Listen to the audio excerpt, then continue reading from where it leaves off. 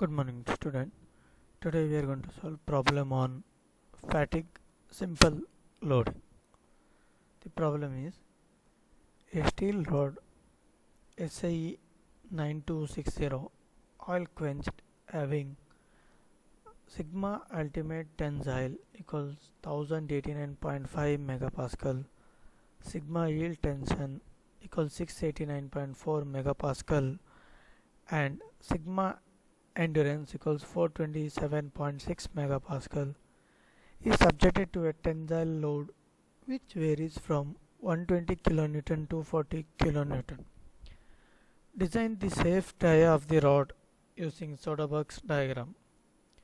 Take factor of safety equals to stress concentration as 1, correction factor for the load, size and surface equals 0.75, 0.85 and 0.1.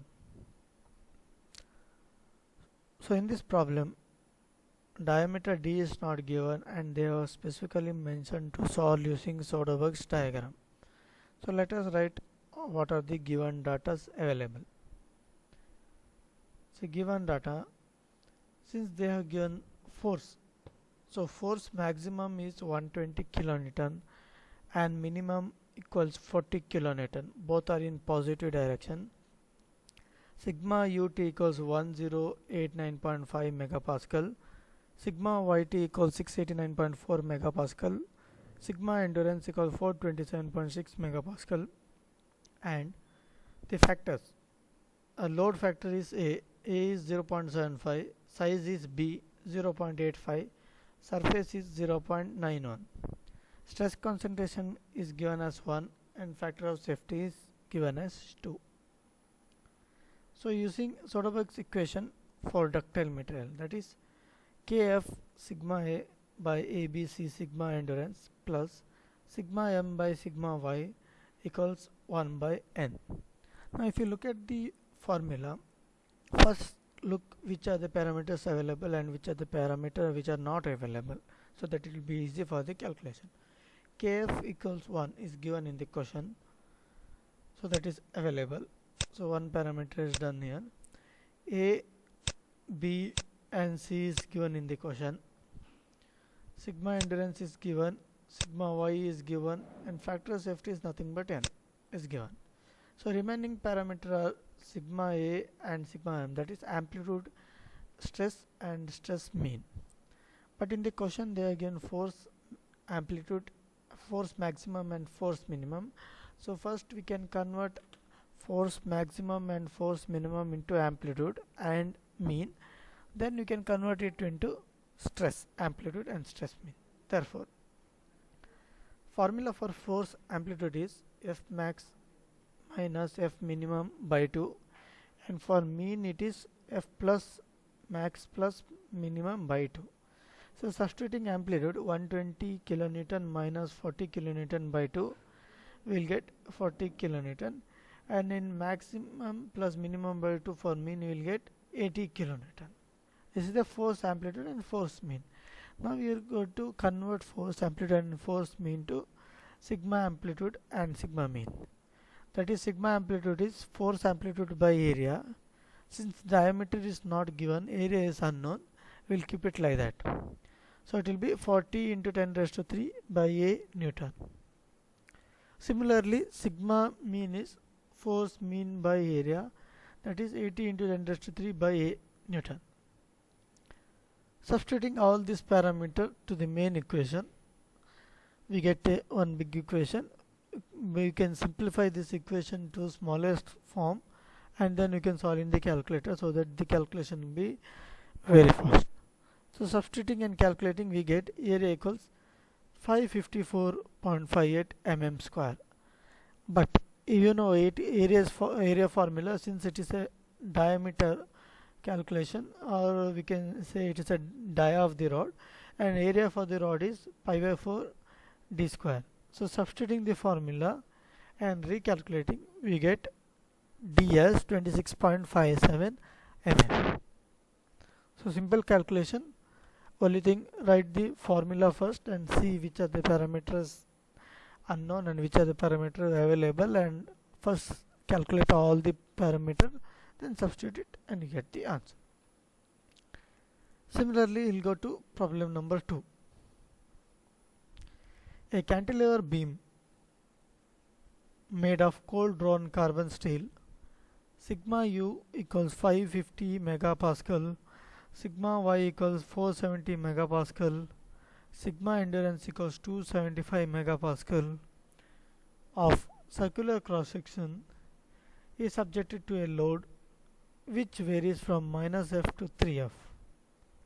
Determine the maximum load that a member can withstand for infinite life using factor of safety equals to take notch sensitivity Q equals 0.5. So in this problem, force is unknown. They are given two force -F and plus 3F, and they are given two different direction. So when you are solving the problem, you can consider 3F as maximum and -F as minimum, and they are given the material property, and here the parameter A, B, C is not given, factor of safety is given, and notch sensitivity is given. Since they are given the diagram, it is required to calculate stress concentration from the stress concentration problem knowledge. So we'll write the given data. Given F max equals 3F, F minimum equals -F. We'll always take positive as maximum and lowest or minimum as F minimum.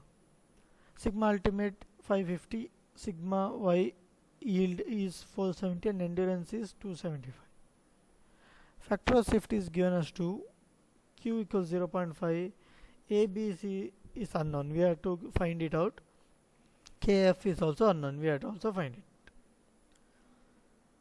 Since they have not mentioned which method to use, it's better to use a Soderberg's equation because the material is steel or ductile. So using Soderberg's equation for ductile material, Kf sigma A by A B C sigma endurance plus sigma mean by y equals 1 by n.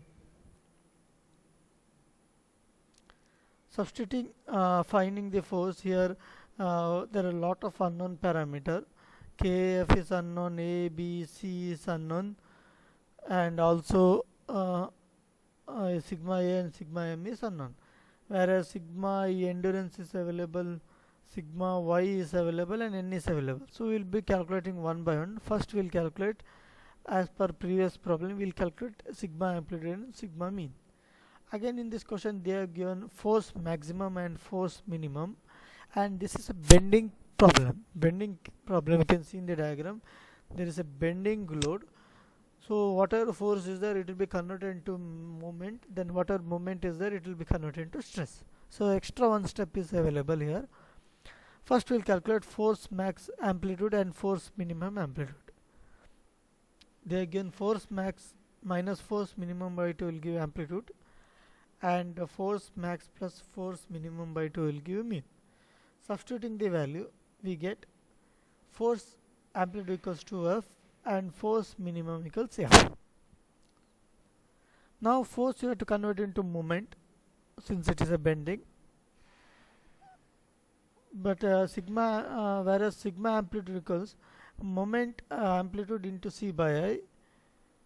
Since force is available, force into perpendicular distance. Now here if you look at the question diagram,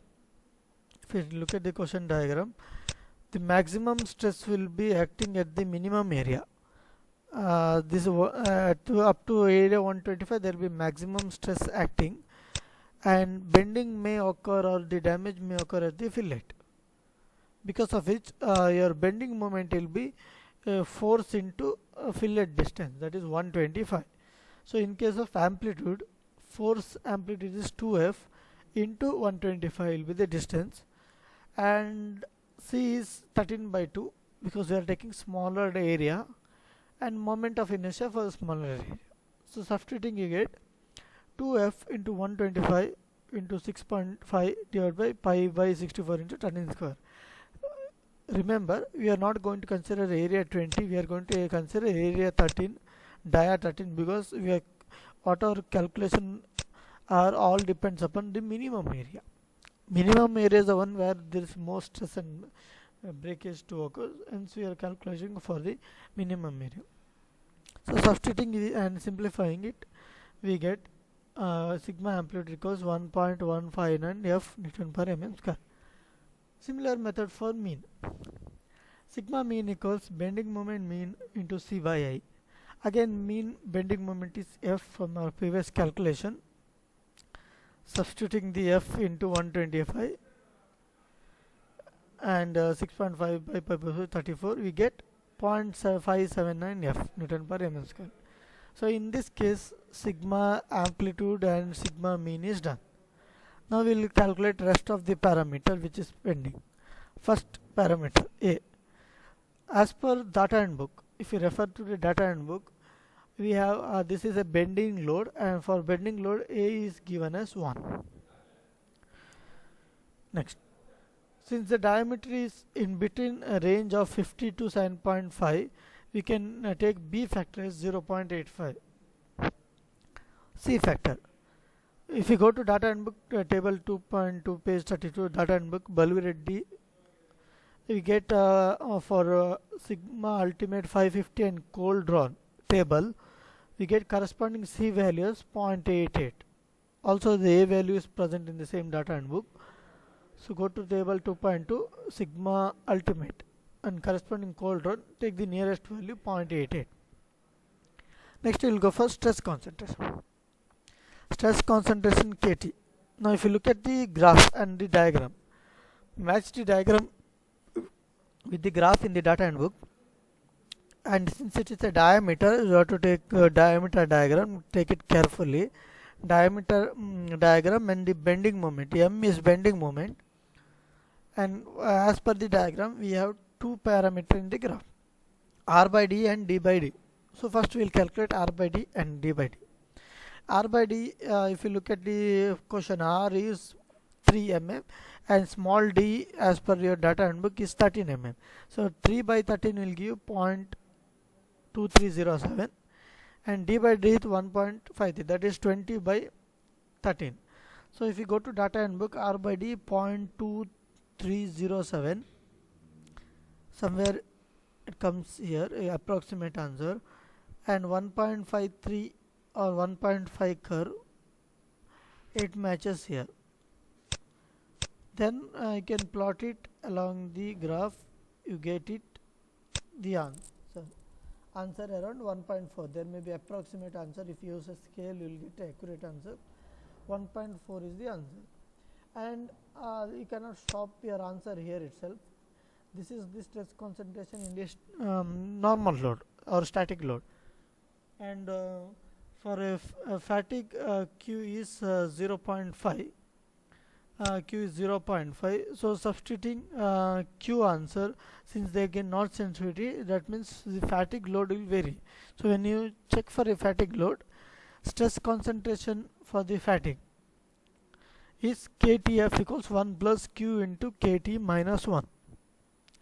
That is Q, substituting the Q value 0.5, KT 1.4, you get the new KTF value 1.197. This is nothing but your KF answer. Now all the data are available. Just to verify it, KF is available, sigma A and sigma M is available, A, B, C endurance is available, Y is available, N is available. Substituting all the data and calculate for the F. Simplify it and solve it, and when you solve it you get F as 62.76 Newton. This is the answer for the load, but still they are given in the question F and 3F, so you have to recalculate what are the given answer. So your F 3F is downward direction, so it will be 188.28 Newton downward, and F is 62.76 Newton upward. So this completes the problem.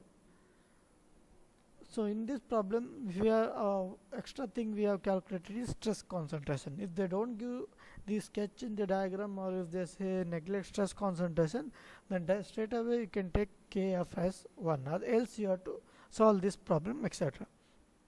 And ABC, that parameter they may give in the question, or sometimes based on the diagram. If this is a bending, you have to take A as 1, then B variation on the diameter. If D is unknown, then you can assume B as 0.85 as C from the table. So this completes the problem. Hope you have all understood the problem.